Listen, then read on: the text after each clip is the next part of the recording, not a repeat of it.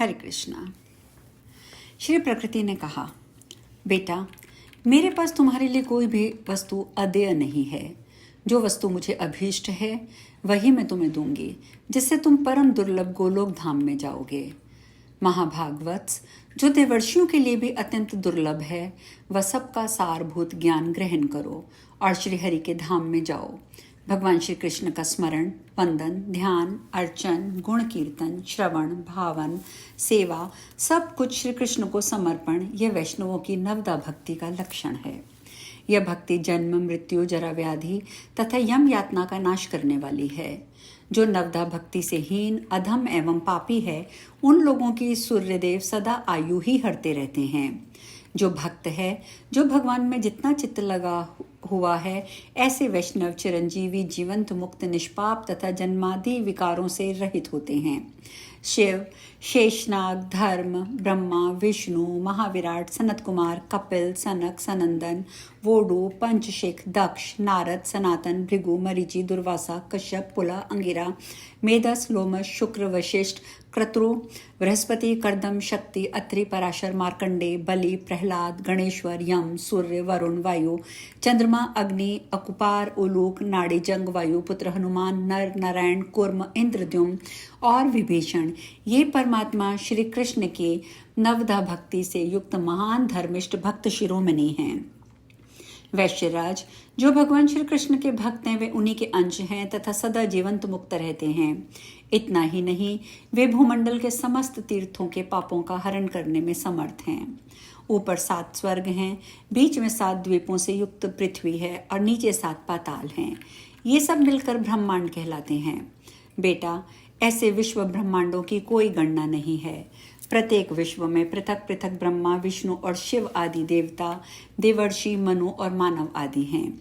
संपूर्ण आश्रम भी है। सर्वत्र मायाबद्ध जीव रहते हैं।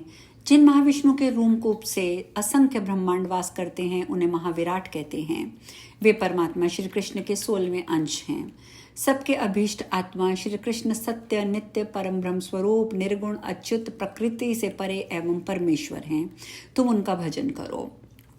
वे निरी, निराकार, निर्विकार, निरंजन, निष्काम, निर्विरोध, नित्यानंद और सनातन हैं।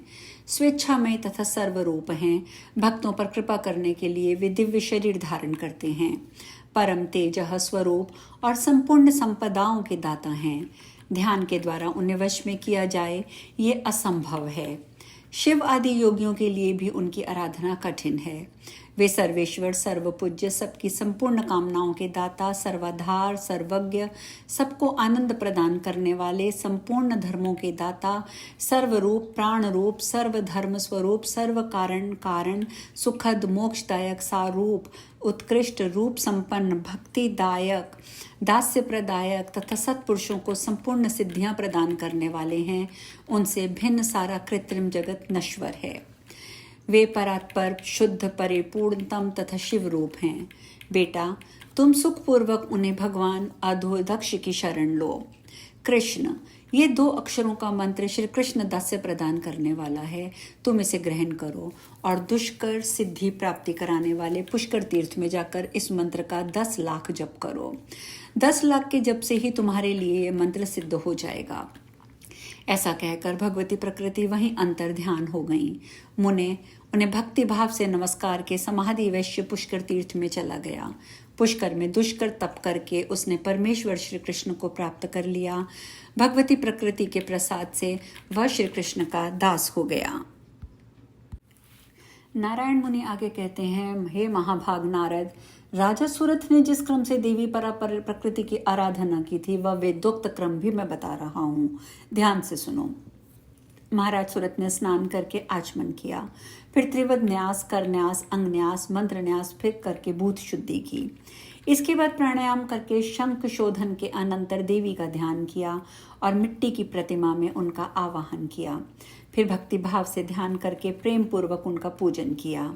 देवी के दाहिने भाग में लक्ष्मी जी की स्थापना करके परम धार्मिक नरेश ने उनकी भी भक्ति भाव से पूजा की। नारद तत्पश्चात देवी के समान कलश पर गणेश, सूर्य, अग्नि, विष्णु, शिव और पार्वती, इन 6 देवताओं का आवाहन करके राजा ने विधि पूर्वक भक्ति से उनका पूजन किया। प्रत्येक विद्वान को चाहिए कि वह पूर्वोक्त 6 देवताओं की पूजा और वंदना करके महादेवी का प्रेम पूर्वक निम्नांकित रीति से ध्यान करे। मुने, सामवेद में जो ध्यान बताया गया है वह परम उत्तम तथा कल्प वृक्ष के समान वांछा पूरक है। अब मैं ध्यान बताता हूँ, सुनो। मूल प्रकृति ईश्वरी महादेवी का नित्य ध्यान करें। वे सनातनी देवी, ब्रह्मा, विष्णु और शिव आदि के लिए भी पूजनीय और वंदनीय है। उन्हें नारायणी या विष्णु माया भी कहते हैं। वे वैष्णवी देवी, विष्णु भक्ति देने वाली है। यह सब कुछ उनका ही स्वरूप है। वे सबकी ईश्वरी, सबकी आधारभूता, परात्परा, सर्व विद्या रूपिणी, सर्व मंत्रमयी तथा सर्व शक्ति स्वरूपा हैं। वे सगुण और निर्गुणा हैं। सत्य स्वरूपा, श्रेष्ठा, स्वेच्छामयी एवं सती हैं। महाविष्णु की जननी हैं। श्री कृष्ण के आधे अंग से प्रकट हुई हैं। कृष्ण प्रिया, कृष्ण शक्ति, कृष्ण बुद्धि की अधिष्ठात्री देवी हैं। श्री कृष्ण ने उनकी स्तुति, पूजा और वंदना की है। वे कृपामयी हैं। उनकी अंग कांति तपाए हुए स्वर्ण के समान है। उनकी प्रभा करोड़ों सूर्यों की दीप्ति को भी लज्जित करती है। उनके प्रसन्न मुख पर मंद मंद हास्य की छटा छाई हुई है। वे भक्तों पर अनुग्रह करने के लिए व्याकुल हैं। उनका नाम दुर्गा देवी है। वे 100 भुजाओं से युक्त हैं और महती दुर्गति का नाश करने वाली है। त्रिनेत्रधारी महादेव जी की प्रिया हैं, साध्वी हैं, त्रिगुणमयी एवं त्रिलोचना हैं। त्रिलोचन शिव की प्राण रूपा हैं। उनके मस्तक पर विशुद्ध अर्धचंद्र मुकुट है। वे मालती की पुष्पमालाओं से अलंकृत केशपाश धारण करती हैं। उनका मुख सुंदर एवं गोलाकार है। वे भगवान शिव के मन को मोहने वाली हैं। रत्नों के युगल कुंड में उनके कपोल उद्वासित होते हैं। वे नासिका के दक्षिण भाग में गजमुक्ता से निर्मित नथ धारण करती हैं। कानों में बहुसंख्यक बहुमूल्य रत्न आभूषण पहनती हैं। मोतियों की पांत को तिरस्कृत करने वाली दंत पंक्ति उनके मुख की शोभा बढ़ाती है। पके हुए बिंब फल के समान उनके लाल लाल होंठ हैं। वे अत्यंत प्रसन्न और परम मंगलमयी हैं। विचित्र पत्र रचना से रमणीय उनके कपोल युगल परम उज्जवल प्रतीत होते हैं। रत्नों के बने हुए बाजूबंद, कंगन, रत्नमय मंजीर उनके विभिन्न अंगों का सौंदर्य बढ़ाते हैं। रत्नमय कंकणों से उनके दोनों हाथ विभूषित हैं। रत्नमय पाशक उनकी शोभा बढ़ाते हैं। रत्नमय अंगूठियों से उनके हाथों की उंगलियां जगमगाती रहती हैं। पैरों की उंगलियों और नखों में लगे हुए महावर की रेखा उनकी शोभा वृद्धि करती हैं। वे अग्निशुद्ध दिव्य वस्त्र धारण करती हैं। उनके विभिन्न अंग गंध चंदन से चर्चित हैं। वे कस्तूरी की बिंदुओं से सुशोभित 2 स्तन धारण करती हैं। संपूर्ण रूप और गुणों से संपन्न हैं और गजराज के समान मंद गति से चलती हैं। अत्यंत कांतिमती तथा शांति स्वरूपा हैं। योग सिद्धियों में बहुत बड़ी चढ़ी हैं। विधाता की भी सृष्टि करने वाली तथा सबकी माता हैं। समस्त लोगों का कल्याण करने वाली हैं। शरद काल की पूर्णिमा के चंद्रमा की भांति उनका परम सुंदर मुख है। वे अत्यंत मनोहारिणी हैं। उनके भाल देश का मध्य भाग कस्तूरी बिंदु, चंदन बिंदु तथा सिंदूर बिंदु से सदा उद्दीप्त रहता है। उनके नेत्र शरद ऋतु के मध्याह्न काल के खिले हुए कमलों की कांति को छीन लेते हैं। काजल की सुंदर रेखाओं से वे सर्वथा सुशोभित होते हैं। उनके श्री अंग करोड़ों कंदर्पों के लावण्य लीला को तिरस्कृत करने वाले हैं। वे रत्नमय सिंहासन पर विराजमान हैं। उनका मस्तक उत्तम रत्नों के बने हुए मुकुट से उद्वासित होता है। वे सृष्टा की सृष्टि में शिल्प रूपा और पालक के पालन में दया रूपा हैं। संहार काल में संहारक की उत्तम संहार रूपिणी शक्ति हैं। निशुंभ और शुंभ को मथ डालने वाली तथा महिषासुर का मर्दन करने वाली हैं। पूर्व काल में त्रिपुर युद्ध के समय त्रिपुरारी महादेव ने इनकी स्तुति की थी। मधु और कैटब के युद्ध में वे विष्णु की शक्ति स्वरूपिणी थी। समस्त दैत्यों का वध और रक्त बीज का विनाश करने वाली वो यही हैं। हिरण्यकश्यपु के वध काल में ये नरसिंह शक्ति रूप में प्रकट हुई हैं। हिरण्याक्ष के वध काल में भगवान वराह के भीतर वाराही शक्ति यही थी। ये परम ब्रह्म स्वरूपिणी और सर्वशक्ति स्वरूपा हैं। मैं सदा इनका भजन करता हूँ। इस प्रकार ध्यान करके विद्वान पुरुष अपने सिर पर पुष्प रखे और पुनः ध्यान करके भक्ति भाव से उनका आवाहन करें। प्रकृति की प्रतिमा का स्पर्श करके मनुष्य इस मंत्र को पढ़े और मंत्र द्वारा यत्न पूर्वक जीव न्यास करे।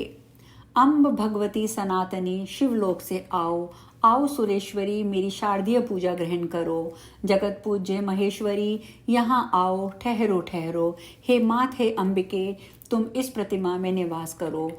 अच्युते, इस प्रतिमा में तुम्हारे प्राण निम्न भाग में रहने वाले प्राणों के साथ आवें रहें। तुम्हारी संपूर्ण शक्तियां इस प्रतिमा में तुरंत पदार्पण करें। ओम ह्रीं श्रीं क्रीं दुर्गाय स्वाहा। इस मंत्र का उच्चारण करके कहें, हे सदाशिवे, इस प्रतिमा के हृदय में प्राण स्थित हों।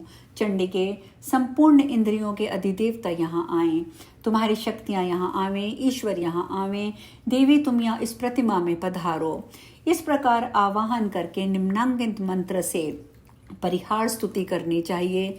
विप्र प्रवर, अब वह स्तुति भी एकाग्रचित होकर सुनो। आज हम कथा में यहीं विश्राम लेते हैं और परिहार की चर्चा हम कल करेंगे। हरे कृष्णा।